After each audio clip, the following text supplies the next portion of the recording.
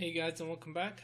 So let's continue exploring the constraints. And so far, the one we explored is called glue constraint, and this is what we use basically to give any of the object that we're gonna destroy a hard structure. If you want to hold everything together um, before anything happens to it, you use this glue constraint. And then if you have a building, for example, you use this node to uh, uh, basically put it together, hold it together, and then if a sphere or something or a ball hit the building, then those pieces will break apart because of the impact happening on the geometry. Cool. So the next one we're gonna look at is the hard pin, the hard constraint, and I call this the pin constraint. It's called in Houdini hard constraint. It's a pin constraint. Um, call it whatever you want. You will understand the idea pretty soon. And so the requirement for this constraint is a little bit different. It doesn't want the primitives to have a length. Okay, but let's I spoiled that. Let's leave it as it is. Let's connect this guy, and we attach it. We attach the data. That's just a name to tell Houdini, hey, take those primitives and attach these glue constraint to those guys. Okay, so I hit play and it's doing that. And the reason for that is because because of this rest length. The rest length is trying to basically, we don't know the value right now, but it's trying to uh, attract all the pieces together. And we don't have any attribute, any rest length attribute. And if we click on the connect adjacent, there is this length attribute, and if we click that, it will create the rest length attribute. And so now if I hit play, you can see it's not attracting everything, and the pieces are rotating. They're attached together, okay, in a chain like. But they're attached from an anchor point. This is called an anchor point, from a location that doesn't make sense a lot for the sim. So what we need to do is we need to go back and put down a facet swap. I generally do this to make sure that the primitives are isolated, and I'm going to uncheck this the rest length. I'm going to put down a primitive, and I want to unify the points, make sure each primitive is unique. And I'm going to put down a primitive SOP, and this is going to scale each primitive based on its centroid. And if I start scaling them down now, you will see, let me view it, you will see it's scaling them down to their centroid, and the centroid is located at that location. Okay, so I'm gonna set this to 0. Sorry, I'm gonna set the values to 0, and so the points are overlapping. This is actually one primitive, and each point is each of the points is overlapping the other. And so if I go back and hit play now, oh, well, the anchor point moved, and this is more interesting now, but they pushed out. And the reason for that is because of the rest length. And right now this is saying it's a rest length of 1, and we know it's a rest length of 0. So I'm going to set that to 0, and I'm going to hit play. And you can see the anchor point gives us much more interesting movement than the other case. Okay. Before I forget, I want to mention something. How did Houdini know how to constrain these points? How did it know that this piece goes with this piece and this piece goes with this piece? Well, it used the network constraint, but how did the constraint network know that?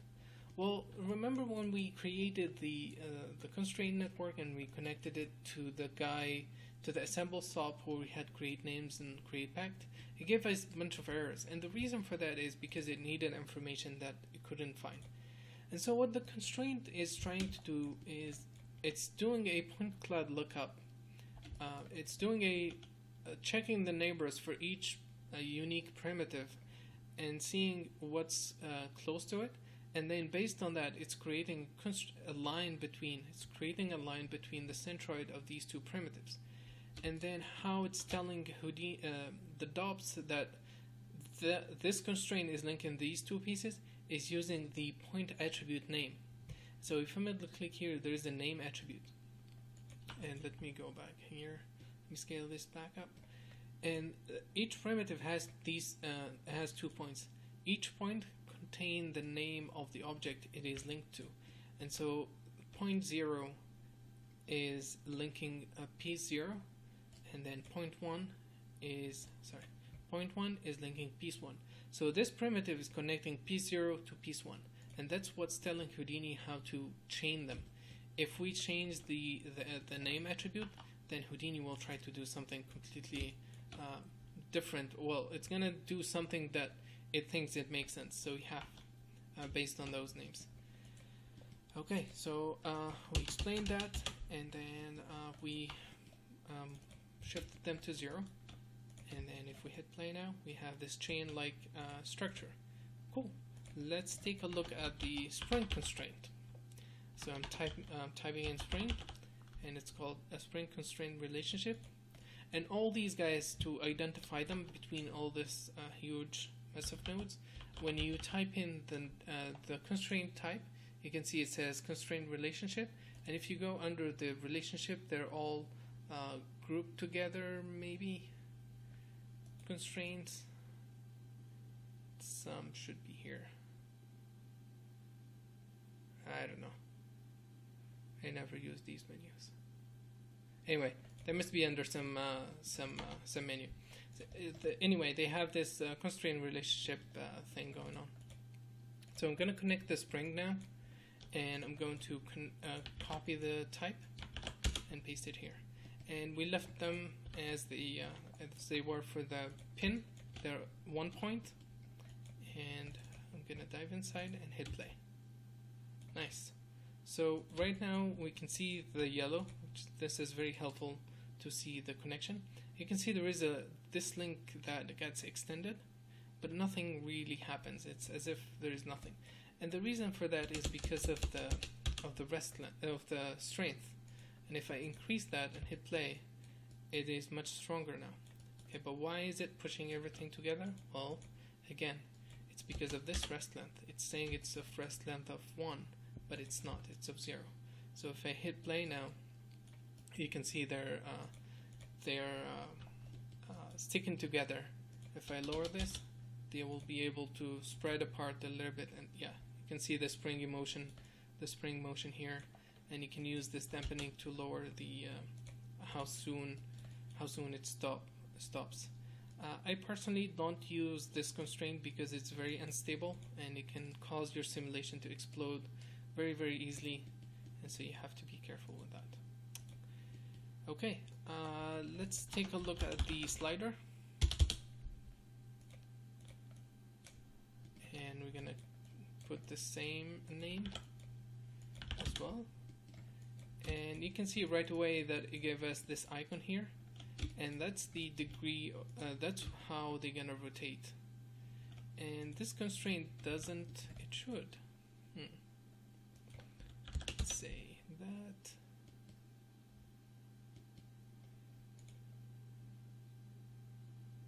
Yeah, it's not liking the, let's try, I'm not sure, I can't remember all the details how it works. Let's try this. Not working.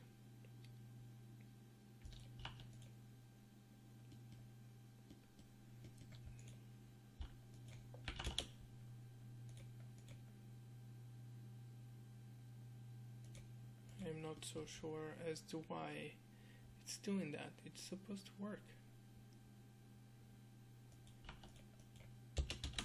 Let's try the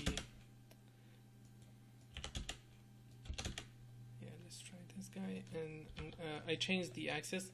I'm gonna uncheck the primitives that are at that angle. Yeah, they're still breaking apart, which I'm not sure why, but basically this is supposed to only allow them to rotate along that direction. I'm gonna do one more thing. I'm gonna uncheck the facet sub and the primitive and click on rest length. Each constraint has its own type. Yeah, I'm not sure why it's failing in this case. We're not going to be using that. But each constraint has its own type, and you have to figure out exactly how it works. And so to me, as long as you guys understood these two guys, that's totally fine. I will investigate this, and once I find out why it's not working in this case, I will let you know. Okay, so what else do I want to show? Okay, so we did I'm gonna go back here. We're gonna set up the pin constraint to explain some other cool stuff. So I hit play.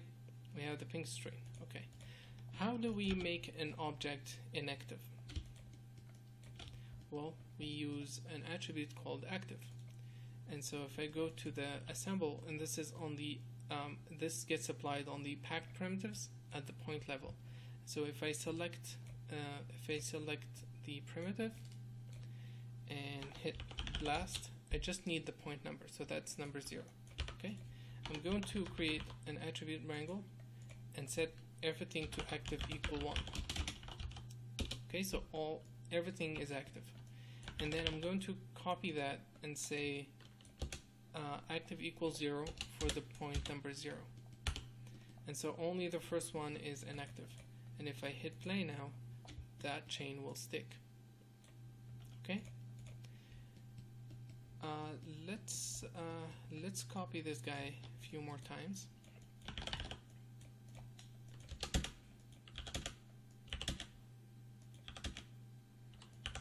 And let's rotate them. And I want to rotate them. Yeah, let's rotate them like that. And let's see how that looks. So all of them are falling except the one we told it not to. So I'm gonna group these guys and put down a group node, or put down an attribute wrangle. I can do it right here, and that will create the attribute wrangle with the nope, it didn't. So attribute wrangle, yeah, and that will create the attribute wrangle with the points. But that didn't work either, because I was not viewing this guy. So let's change it back. Yeah, so now we have those guys, and I'm gonna say iActive equals 0. And let's hit play. Cool. So now we have that going on. And what I want to show next is we saw how we can break the glue constraint if the strength is bigger than this value. Okay, let's hit play. Yeah, nothing happens. We saw how we can break the glue constraint based on the strength, but there is nothing for these guys. So in the next video, we're gonna learn how to break the constraint using our own rules and creating using a subsolver. So we'll do that in the next lesson. Thanks for watching. Bye bye.